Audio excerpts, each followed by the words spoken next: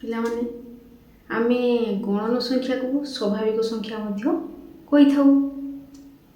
ଆଜି ପଢ଼ିବା ଆମେ ସମ୍ପ୍ରସାରିତ ସ୍ୱାଭାବିକ ସଂଖ୍ୟା। ସମ୍ପ୍ରସାରିତ ସ୍ୱାଭାବିକ ସଂଖ୍ୟା କ'ଣ? ଏ ଯେଉଁ ଗଣନ ସଂଖ୍ୟା ଆମେ ଗଣିବା ପାଇଁ ବ୍ୟବହାର କରୁଛେ ହେଉଛି ସ୍ୱାଭାବିକ ସଂଖ୍ୟା। ଯଦି ଆମେ ତା ସହିତ ଶୂନ ବ୍ୟବହାର କରିବା, ଶୂନ ଗୋଟେ ମାନେ ଅଙ୍କରେ ଯାଉଛି, ଆମେ ତାକୁ ଗଣିତରେ ବ୍ୟବହାର କରୁଛେ ନା। ଆଜି ଶୂନ ବିଷୟରେ ଜାଣିବା। ତେଣୁ ଶୂନ ଯେତେବେଳେ ଆମେ ବ୍ୟବହାର କରୁଛେ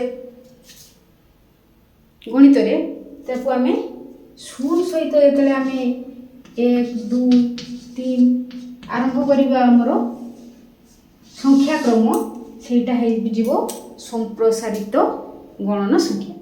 ପିଲାମାନେ ଜାଣିଛ କି ଶୂନ କିଏ ଆବିଷ୍କାର କରିଥିଲେ? ଶୂନ ଆମ ଭାରତୀୟମାନେ ଆବିଷ୍କାର କରିଥିଲେ। ଭାରତରେ ଶୂନର ବ୍ୟବହାର ପ୍ରଥମେ ହେଇଥିଲା। ତେଣୁ ଆମେ ଭାରତୀୟମାନେ ଶୂନ ବାହାର କରିଥିଲେ। କିଏ ବାହାର କରିଥିଲେ?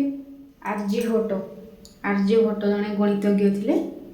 ସେ ଶୂନର ବ୍ୟବହାର ପ୍ରଥମେ କରିଥିଲେ, ଶୂନ ଆମକୁ ଶିଖେଇଥିଲେ।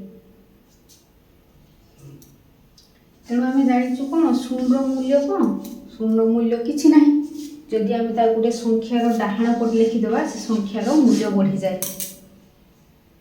କିନ୍ତୁ ବାଁ ପଟରେ ଶୂନର ମୂଲ୍ୟ କିଛି ନଥାଏ। ଆମେ ଜାଣିଛୁ କୌଣସି ସଂଖ୍ୟା ସହିତ ଆମେ ଯଦି ଶୂନ ଯୋଗ କରିବା, ଯୋଗଫଳ ସେଇ ସଂଖ୍ୟା ହେବ।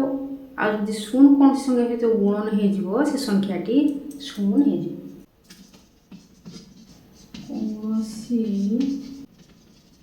ସଂଖ୍ୟା ସହିତ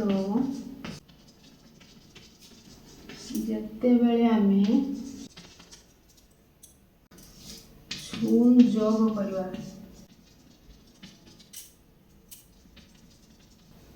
ଯୋଗଫଳ ସେଇ ସଂଖ୍ୟା ହେବ। ଧରାଯାଉ 45 ଯୁକ୍ତ ଶୂନ ସମାନ 45। ଯଦି କୌଣସି ସଂଖ୍ୟା ସହିତ ଆମେ ଶୂନ ଗୁଣନ କରିବା, ଯେତେ ବଡ଼ ସଂଖ୍ୟା ହେଉଥାଉ ନା କାହିଁକି, ଗୁଣଫଳ ଶୂନ